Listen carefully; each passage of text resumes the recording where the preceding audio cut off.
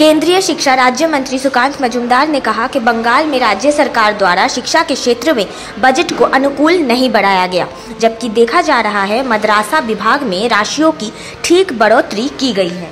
বরাদ্দ না হওয়ার কারণেই হতে পারে না না, এই সরকারের তো বরাদ্দ দিন দিন কমছে শিক্ষার ক্ষেত্রে। মাদ্রাসা শিক্ষায় বরাদ্দ বেড়েছে, কিন্তু অন্যান্য শিক্ষায় তো বরাদ্দ নেই। আর দ্বিতীয় হচ্ছে প্রত্যেকটি রিক্রুটমেন্টের ক্ষেত্রে এত বেশি দুর্নীতি, প্রত্যেকটি নিয়োগ প্রক্রিয়া আইনি জটিলতায় আটকে যাচ্ছে।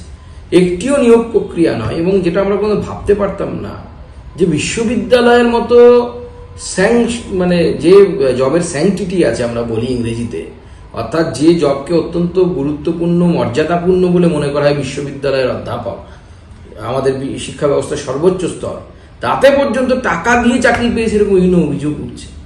এটা ভাবা যায় না কোনো যে বিশ্ববিদ্যালয়ে একজন পড়াবে যে টাকা দিয়ে চাকরি জোগাড় করবে। এই সরকার শিক্ষা ব্যবস্থাকে পণ্যে পরিণত করেছে, তার ফলে প্রত্যেকটি জায়গায় লিটিগেশন, আইনি জটিলতা, প্রত্যেকটি রিক্রুটমেন্ট আটকে যাচ্ছে। आज की मुख्य खबर स्पष्टता के साथ जानने के लिए बने रहिए स्पष्टता न्यूज चैनल पर, और स्पष्टता न्यूज चैनल को लाइक, कमेंट और सब्सक्राइब अवश्य